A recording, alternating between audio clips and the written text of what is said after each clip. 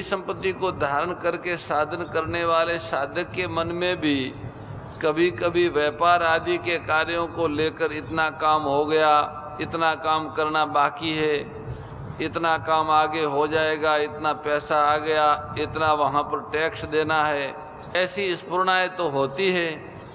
ऐसी स्फुरणाएँ जड़ता का उद्देश्य रखने वाले आसुरी संपत्ति वालों के मन में भी रहती हैं।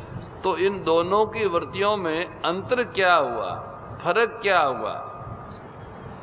फर्क ये है कि दोनों की वृत्तियों एक जैसी दिखने पर भी उनमें खूब बड़ा अंतर है। जो देवी संपत्ति वाला साधक है उसका उद्देश्य तो परमात्म प्राप्ति का होता है, अतः वह उन वृत्तियों में तल्लीन नहीं होता।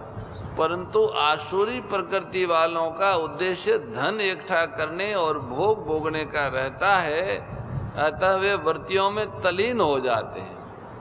भाव ये है कि दोनों के उद्देश्य भिन्न भिन्न होने से दोनों में बड़ा भारी अंतर है। यहाँ पर भगवान 11वें श्लोक में कहे हुए कामोपभोग परमा शब्द की व्याख्या कर रहे हैं। आगे भगवान कहते हैं कि वह जो आसुरी दुर्गुणों से ग्रस्त मनुष्य हैं वो और भी अनेक प्रकार की कल्पनाएं करता है। असो मया हत शत्रु हनस से चापरानपि, वह शत्रु तो हमारे द्वारा मारा गया और दूसरे शत्रुओं को भी हम मार डालेंगे। हम बड़े समर्थ हैं, हम भोग भोगने वाले हैं, हम सिद्ध ज्ञानी हैं, महंत हैं, हम बड़े बलवान और सुखी हैं। आसुरी संपदा वाले व्यक्ति क्रोध के प्रायण होकर इस प्रकार के मनोरथ करते हैं। असो मया हत शत्रु, वह हमारे विपरीत चलता था, हमारे साथ वैर रखता था, उसको तो हमने मार दिया। और अनिश से चापरा नपी, दूसरे जो भी हमारे विपरीत चलते हैं, हमारे साथ हमको सहयोग नहीं करते हैं, हमारा अनिष्ट सोचते हैं, उनको भी हम दूर चखा देंगे, मार डालेंगे। ईश्वरो हम धन बल बुद्धि आदि में सबसे समर्थ है, हमारे पास क्या नहीं है, हमारी बराबरी कोई कर सकता है क्या? अहम भोगी, हम भोग भोगने वाले, हमारे पास मकान धन ये वो सब है, ऐसा ऐसा अहंकार रखते हैं। आसुरी संपदा से ग्रस्त व्यक्ति अपने आप को बहुत बलवान मानते हैं। अमुक आदमी ने हमारे से टक्कर लेनी चाहिए तो उसका क्या नतीजा हुआ, वो ऐसे हो गया, स्वयं हार जाते हैं। वह बात दूसरों को नहीं कहते जिससे कि कोई हमें कमज़ोर समझ ले, दूसरे हारते उसका प्रचार करते हैं। उन्हें अपने हारने की बात तो याद भी नहीं रहती, पर अभिमान की बात उन्हें याद रहती है। हमारे पास कितना सुख आराम है, हमारे समान सुखी संसार में कौन है? ऐसे व्यक्तियों के भीतर तो जलन होती रहती है, पर ऊपर से इस प्रकार की डींग हाँकते, ऊपर से अपने को बड़ा सुखी, बड़ा आदमी, बड़ा धनी, बड़ा पद वाला बताते हैं, अंदर तो उनके अग्नि धधकती रहती है। ऊपर यूं ही ये डिंग चलाते हैं। आसुरी माया से ग्रस्त प्राणियों का ऐसा स्वभाव रहता है। भगवान ने 12वें श्लोक में काम क्रोध परायण शब्द की व्याख्या की। आसुर स्वभाव वाले मनुष्यों में हम सुखी हैं, केवल अभिमान होता, ये वास्तव में सुख नहीं होता। सुखी वास्तव में वो है जिस पर अनुकूलता प्रतिकूलता का असर नहीं पड़ता। आसुर स्वभाव वाले मनुष्यों के पास काम और क्रोध का ही बल होता है।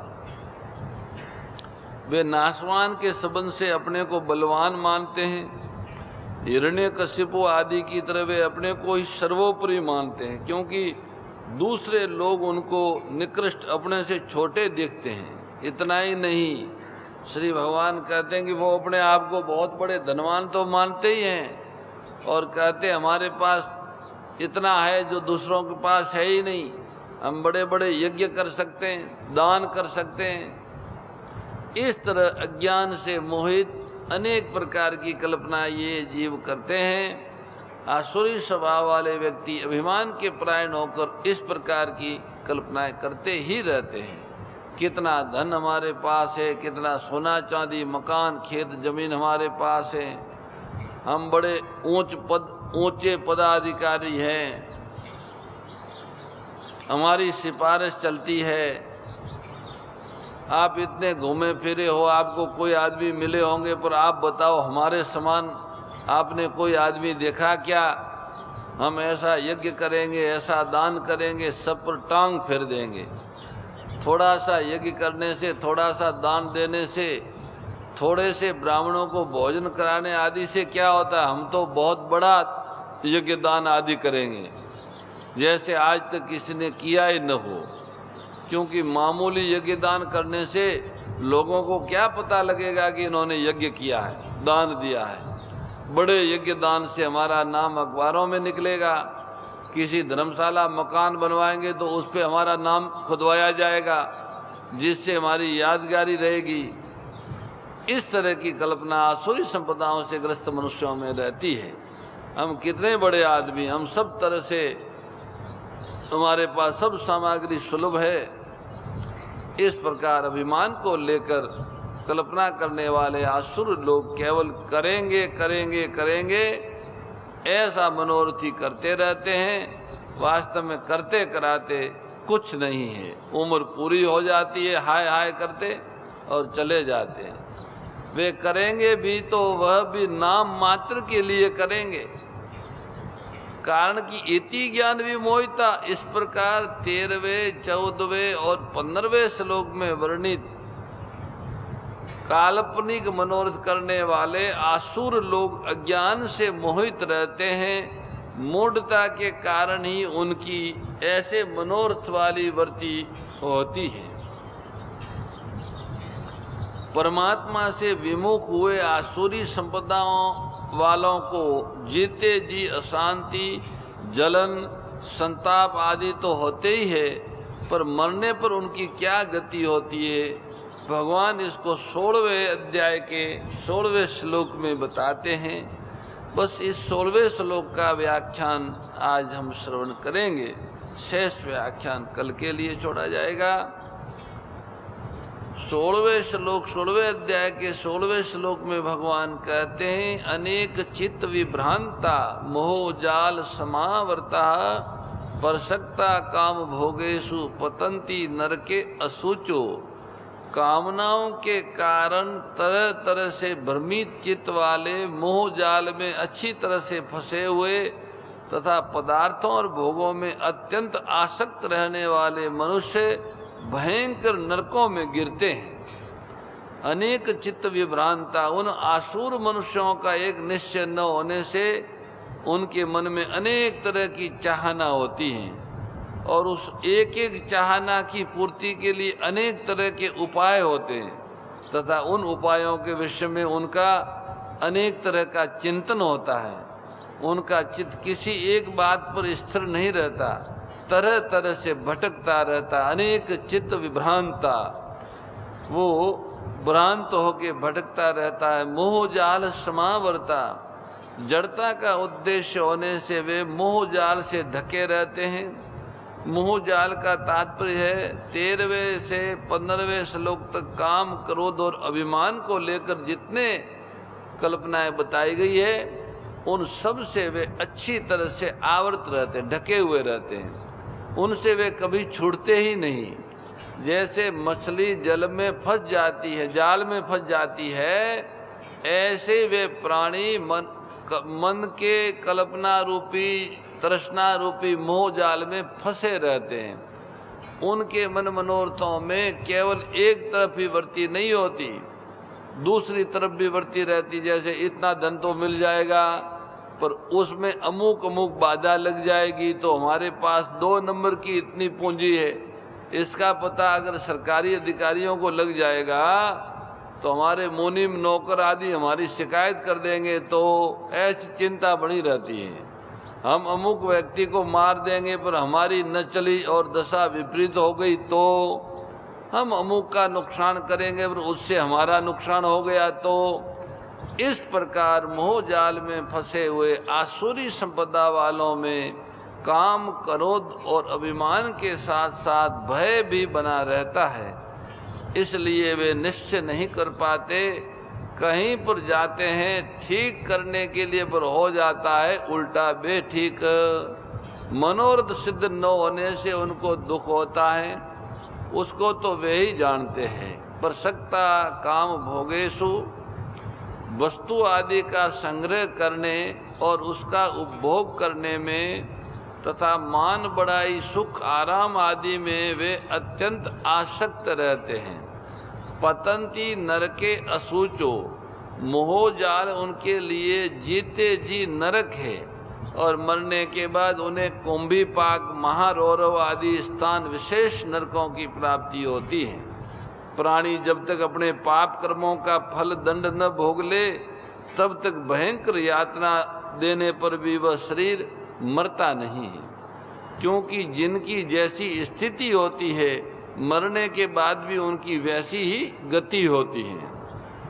ऊंचे लोक में अथवा नरकों में जाने में पदार्थ और क्रिया मुख्य कारण नहीं है, भाव मुख्य कारण है। भाव का विशेष मूल्य है, जैसा भाव होता है वैसी क्रिया अपने आप होती है। इसलिए भगवान ने आसुर मनुष्यों के भावों का वर्णन किया है कि उनकी ऐसी भावना होती है। ऐसे भावों को और आसुरता को मिटाया जा सकता है। मनुष्य शरीर आसुरी दुर्गुणों को मिटाने के लिए मिला है और मिट सकता है। बस शर्त यही है कि भाई मनुष्य शरीर क्यों मिला है ये बात समझी जाए। मनुष्य शरीर सच्चित आनंद स्वरूप परमात्मा की प्राप्ति के लिए मिला है। भोगों के भोगने और संग्रह करने के लिए मनुष्य शरीर नहीं मिला।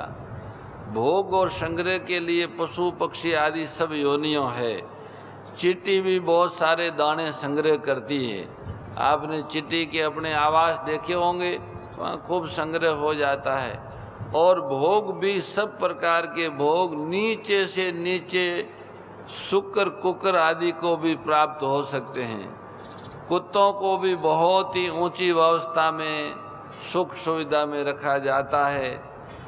इसलिए मानव शरीर भोग संग्रह के लिए न हो के यह योग के लिए है, यह भगवत प्रेम के लिए है। भगवान के प्रेम की प्राप्ति और मृत्यु का अंत, दुखों का तथा मृत्यु का अंत एवं भगवत प्रेम की प्राप्ति मनुष्य शरीर से ही हो सकती है। ये तभी होगी जब मनुष्य को बचपन से ही शुद्ध सात्विक आहार और संयमित विहार की जीवन पद्धति सिखाई जाए। आहार की शुद्धि और व्यवहार का संयम ही मनुष्य को आसुरी वृत्तियों से हटा के देवी संपत्ति में लगाता है। आसुरी दुर्गुणों से मुक्ति पाने का साधन शुद्ध आहार और संयमित विहार है। शुद्ध आहार का स्रोत वेद लक्षणा गोमाता और संयमित विहार का मार्गदृष्टा श्रीमद् भगवत गीता है।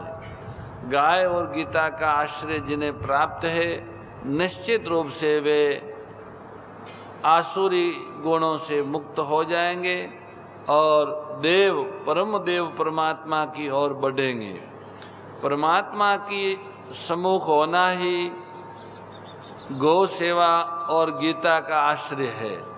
गौ का आश्रय लिया, गीता का आश्रय लिया तो परमात्मा के सम्मुख हो गए, और परमात्मा के सम्मुख हो गए तो अपने आप आसुरी जो स्वभाव है वो मिटना प्रारंभ हो जाता है। उसमें फिर अलग से कोई उपाय नहीं करना पड़ता है। अविनाशी परमात्मा की ओर लक्ष्य करने से यह आसुरी स्वभाव अपने आप मिट जाते हैं, और धन पद आदि संसार का लक्ष्य करने से देवी संपत्ति छूट जाती है और आसुरी दुर्गुण बढ़ जाते हैं। हम सभी असुरता से मुक्त होके परम देव परमात्मा से अभिन्न होने के लिए ही मनुष्य शरीर में आए हैं। अतः परमपिता परमात्मा और भगवती वेद लक्षणा गौ माता से प्रार्थना है कि हमें ऐसा सुयोग्य दें जिससे हम आसुरी दुर्गुणों से बच सके और देवी सद्गुणों को धारण करके मानव जीवन के लक्ष्य को प्राप्त कर सके। इसी सद्भाव के साथ नाम संकीर्तन, गीता जी की आरती और सत्संग को यहाँ विराम। राम श्री राम, राम श्री राम,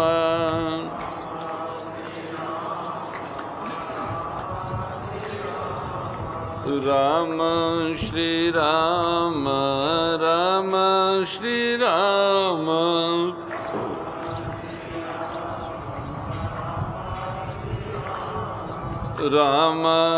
राम, राम श्री राम, राम श्री राम, राम श्री राम, राम श्री राम, राम श्री राम, राम श्री राम, राम श्री राम, राम श्री राम, राम श्री राम, राम श्री राम, राम श्री राम। श्री राम भद्राय नमः। राग द्वेष विदारिणी कारिणी मोद सदा ओ मैया कारिणी मोद सदा भव भय हारिणी तारिणी भव भय हारिणी तारिणी परमानंद प्रदा ओम जय भगवद्गीते। आसुर भाव विनाशिनी नाशिनी तमरजनी ओ मैया नाशिनी तमरजनी दैवी सद्गुणदायिनी दैवी सद्गुणदायिनी हरि रसिका सजनी ओम जय भगवद्गीते।